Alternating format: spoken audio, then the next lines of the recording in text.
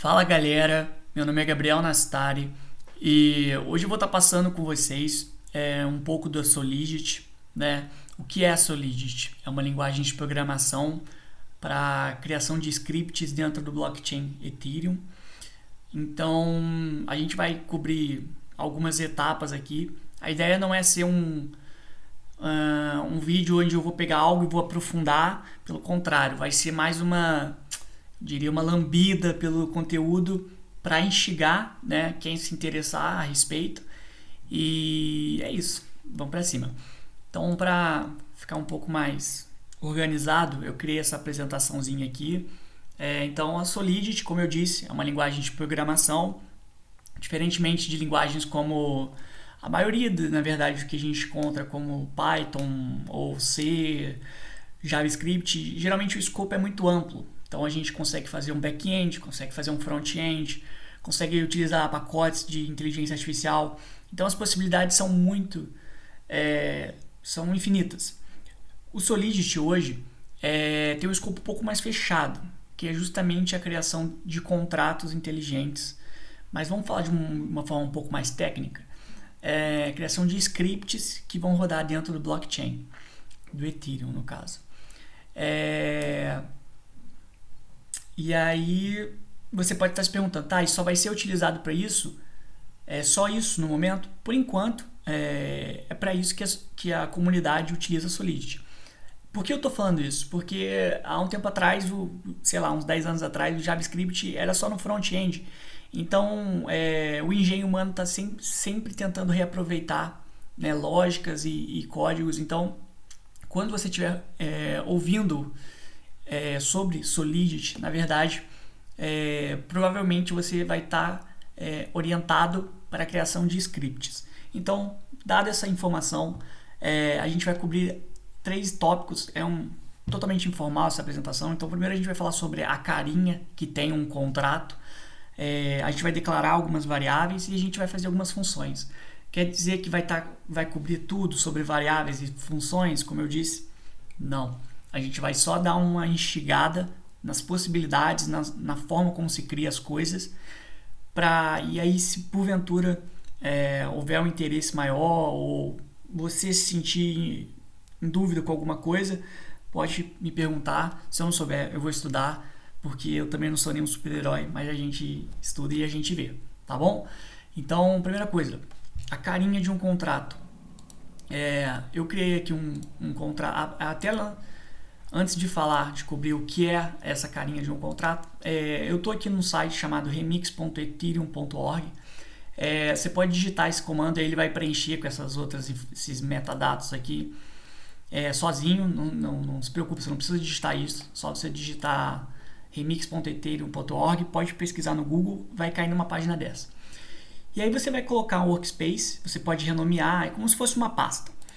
E o que você vai fazer? Você vai clicar aqui, né, criação de um novo arquivo, e você vai digitar contrato exemplo 2.sol, né? Então, no caso, eu já fiz aqui, eu criei esse contrato aqui. Então, beleza. Ponto .sol é a extensão da linguagem Solidity, né? Então, você está informando qual é o código que está ali dentro. Então, ponto .sol. Tranquilo. Eu já criei já defini essas duas situações aqui. A primeira já para você anotar no seu caderninho, a Solidity é uma linguagem compilada. Então, aqui a gente está passando a versão do nosso compilador. Você pode notar que a gente não chegou nem no ponto 0, a versão 1.0. Então é uma linguagem que ainda está sofrendo muitas transformações, refatorações, né, designs. Então, assim,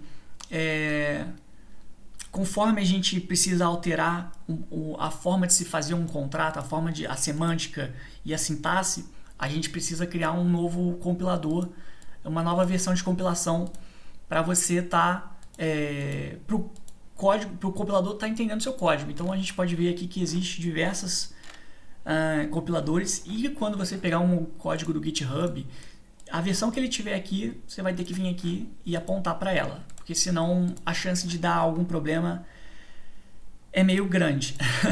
Tá bom? Então, tranquilo. Talvez não dê, mas talvez dê. Beleza. Então, como eu disse, você vai precisar declarar qual que é a versão do seu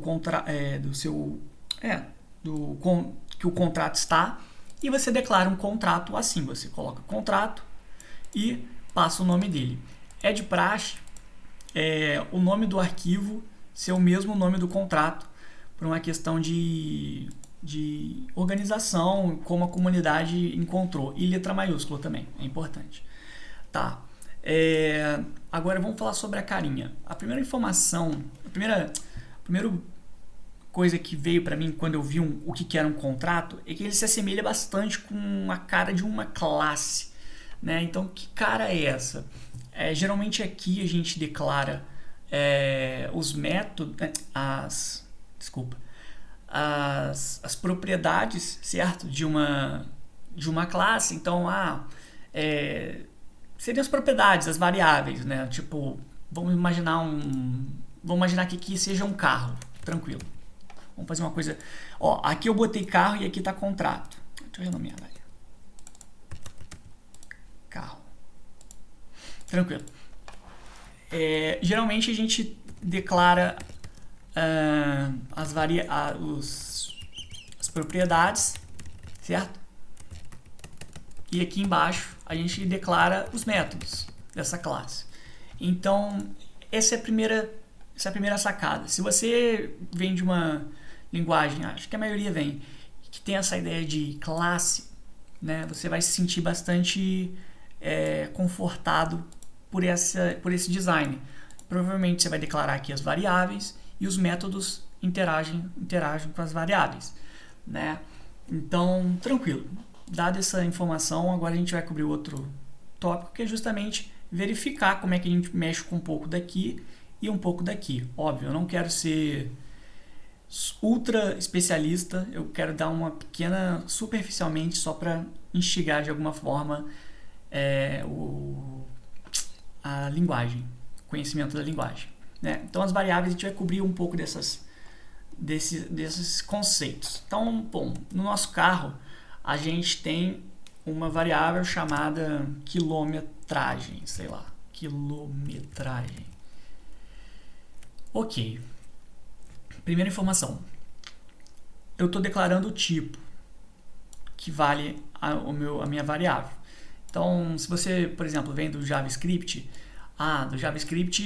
né, a tipagem é dinâmica. Então, quilometragem pode estar sendo uma string, tipo 1000 em string, e depois pode estar valendo um valor numérico, né? Aqui a tipagem é estática. Então, se você define quilometragem para um valor inteiro, então se você tentar fazer quilometragem igual a alguma outra coisa, como por exemplo um booleano, o compilador vai falar assim: olha, eu acho que você está se enganando, porque você está passando um booleano para uma variável que teoricamente você declarou que a natureza é inteira. Então, verifique isso certinho. Ok, mas aí agora que você deve estar se perguntando, cara, eu sei como é que é o inteiro, mas assim, tem um U nele. Então, na Solidity a gente também tem os inteiros, então eu poderia colocar aqui anos, né? Porque anos de vida do carro, sei lá. E anos não vai, tudo bem, anos. Mas por que tem esse U aqui? É porque esse, na verdade, é o unsigned integer, né? A ideia é que você não consiga colocar nenhum sinal nele. Então, se eu botar aqui 500, vai acontecer tranquilo, mas eu não posso colocar nenhum sinal. Se eu colocar mais ou se eu colocar menos, ele dá problema. Em termos práticos, isso quer dizer que o unsigned integer só assume valores positivos, porque a ausência de sinal é um valor positivo. Já que no anos, os anos não faz tanto sentido porque ano é só positivo, mas se eu tivesse aqui, por exemplo, pontos perdidos, sei lá, eu consigo colocar esse sinal, né? Então você já pode começar a perceber que a linguagem Solidity ela é um pouco mais de baixo nível do que, por exemplo, o JavaScript, por exemplo. Ela tem algumas questões que se assemelham bastante com o C, né? Então, ou para operadores, enfim. Mas tranquilo, nada que seja realmente muito complicado. Então, beleza, a gente tem a variável string que a gente pode declarar, então é nome proprietário, sei lá, proprietário. E aqui eu vou colocar o meu nome, eu sou o proprietário do carro. Tranquilo. A gente tem um booleano, então, sei lá, ativo, true. Tranquilo. Beleza. Tipagem, a gente tem uma tipagem dinâmica. Localização eu vou falar depois. Visibilidade e tipos. Eu estou declarando alguns tipos, né? Enfim, existem alguns outros, eu não vou abordar todos. Mas, por exemplo, só para vocês pesquisarem já na documentação oficial, tem o mapping. A gente consegue criar um struct. A gente consegue declarar um array com os tipos, né? Então, depois eu faço mais mapping, struct, array. Deixa eu ver o que falta. Deve faltar algum, mas enfim. Tranquilo. Declarar um array é muito simples. Você pega o tipo que significa e você coloca assim. Pronto. Você declarou um array, né? Então você não consegue, você tem que especificar exatamente qual é o tipo que vive ali dentro. Então, pô, é um booleano. Se eu tentar trocar por um valor tipo true em string, ele vai falar assim: cara, você botou que a variável ativo tinha dentro booleanos, só que eu estou recebendo uma string e isso está me confundindo. Então a gente tem que colocar só realmente o valor que a gente está definindo aqui, que é um booleano. Então beleza. Eu acho que... tá, ok. E a questão da visibilidade é uma questão referente a se a nossa propriedade ela é visível fora do contrato. Se a nossa propriedade é visível fora do contrato. Então a quilometragem aqui nesse momento ela está sendo privada, porque a gente não está especificando a visibilidade e por default ela vai ser privada. Contudo, digamos que a gente queira mostrar, por exemplo, né, que a gente cria para as autoridades ano de fabricação. Né? Vamos dizer que o governo federal estabeleceu que a gente precisa criar um contrato com o nosso carro e que precisa informar o ano de fabricação e para informar eles precisam ver. Então a gente coloca uma coisa chamada public, né? E quando a gente for hospedar o nosso contrato no blockchain, a gente pode chamar esse método ano de fabricação, vai ter um método para a gente chamar para receber o resultado de 2018. Caso contrário, ele não fica visível pela API. Então você não vai conseguir chamar esse ano de fabricação. Mas partindo do pressuposto que no blockchain nada é privado, existe formas de você descobrir o valor ano de fabricação para 2018. Então, só para vocês ficarem cientes aí, na hora de fazer código, que não existe sigilo, né? Se você colocou alguma coisa no seu contrato, tem como tirar essa informação fora. Tranquilo. Então, vamos colocar aqui public. Tá, tranquilo. Vamos mexer agora com localização, a gente vai cobrir depois. Eu já te falei alguns tipos, né? Outros vocês olham na documentação oficial. Visibilidade, essa questão público-privado, importante. Tipagem, tipagem estática.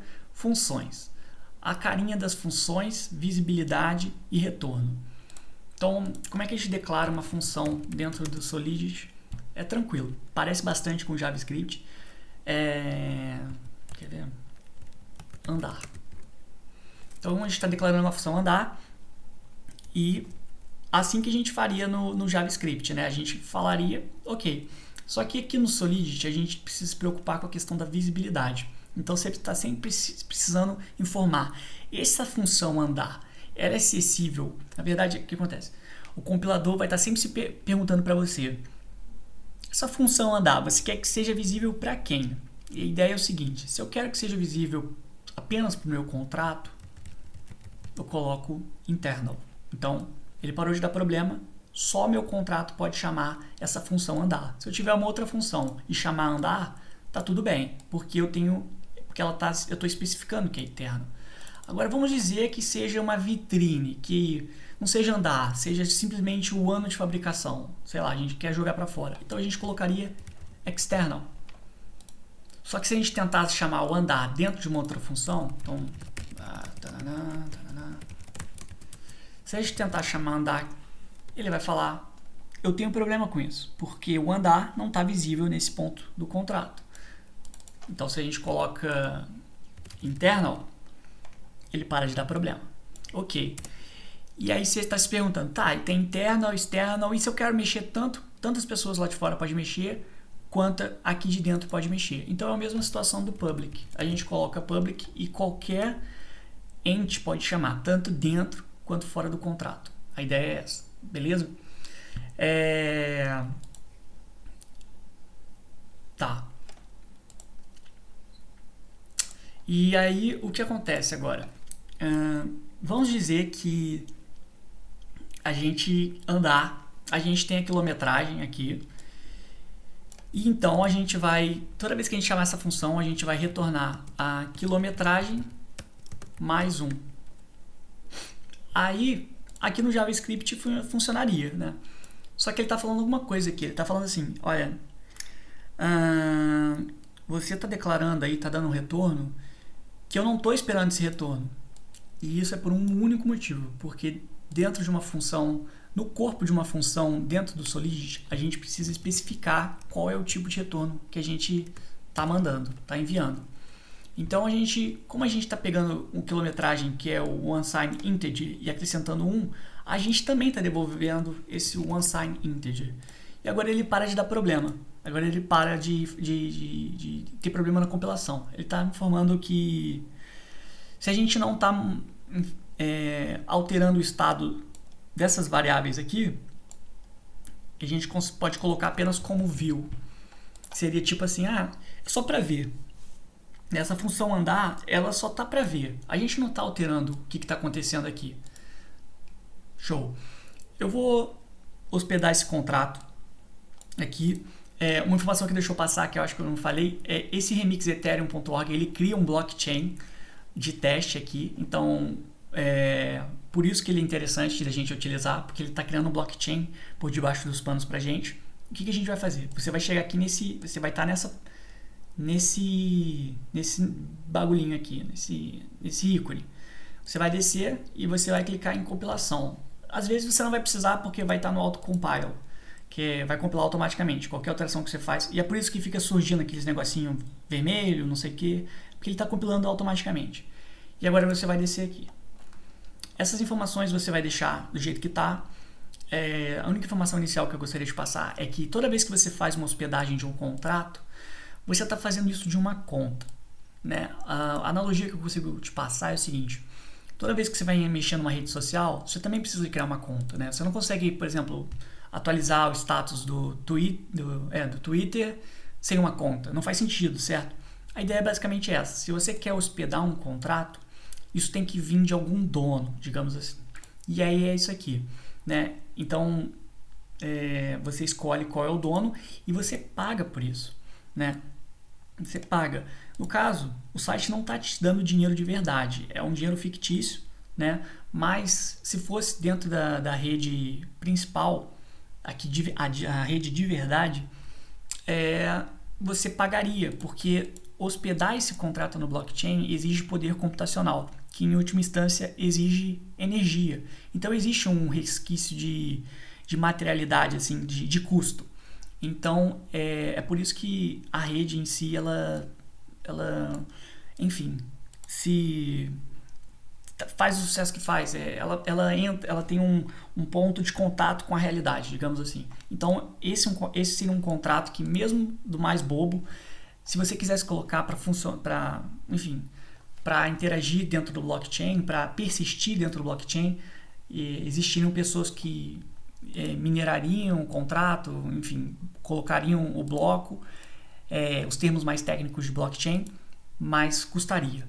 Aqui é dinheiro fictício, a gente clica e a gente hospeda, simples assim. Eu não vou abordar tudo isso aqui porque pode deixar padrão. Criou o nosso contrato, e aqui vem uma instância. Se eu clicar de novo, está criou outro contrato. Se eu clicar de novo, criou o terceiro. Se eu clicar de novo, criou o quarto. Você pode imaginar, lembra que eu falei que o contrato era como se fosse uma classe? Exatamente. Cada negocinho desse você pode ver como se fosse um objeto, né? São objetos exatamente iguais, mas são objetos, poderia imaginar assim, uma analogia. Ok, então a gente clica aqui para ver o que é o nosso contrato e a gente vê que só tem duas coisas, esses dois botões. Tá, o vídeo pode ficar um pouco meio longo, mas o que acontece? Esse contrato aqui, você concorda que se é um script que a gente precisa interagir, tem que ter uma API para a gente poder mexer nela, né? Para a gente poder mexer nos métodos ou qualquer coisa do tipo? Pois é, esse remix ethereum.org, quando você faz a hospedagem, ele já meio que cria automaticamente esses botões que na verdade são funções que a gente chama na API. Então, se você não está entendendo, volta um pouquinho, bota uma velocidade mais lenta, mas não foge muito dessa explicação. Então, a rede Ethereum tem uma API, digamos assim, para você estar interagindo com o contrato, caso contrário, se perde a utilidade. E quando você hospeda aqui, em vez de você ter que construir os métodos, verificar na API como é que faz para chamar o ano de fabricação do contrato tal, que está no endereço X, Y, Z. Falando em endereço, tem um outro campo muito importante, que é o endereço. É um outro tipo muito importante. Na verdade, talvez seja o mais importante. Só para vocês saberem aí, esqueci. Então, beleza, ele já faz automaticamente e a gente tem esses botões aqui. Então, eu vou clicar no andar. E o que ele vai me retornar? 501. Faz total sentido, porque a quilometragem era 500 e a gente retornou a quilometragem mais 501. E a gente tem um ano de fabricação 2018. Então, assim, eu acredito que já foi bastante informação inicial. Uma outra coisa que a gente poderia fazer, talvez, na verdade, eu acho que eu vou deixar isso para um próximo vídeo. Eu acho que já tem bastante conteúdo, bastante coisa para instigar vocês. Se vocês tiverem dúvida, vocês podem visitar a documentação oficial da Solidity. Então é só botar documentation, Solidity, e qualquer dúvida vocês podem falar comigo. Tranquilo? Então é isso aí. Valeu, galera.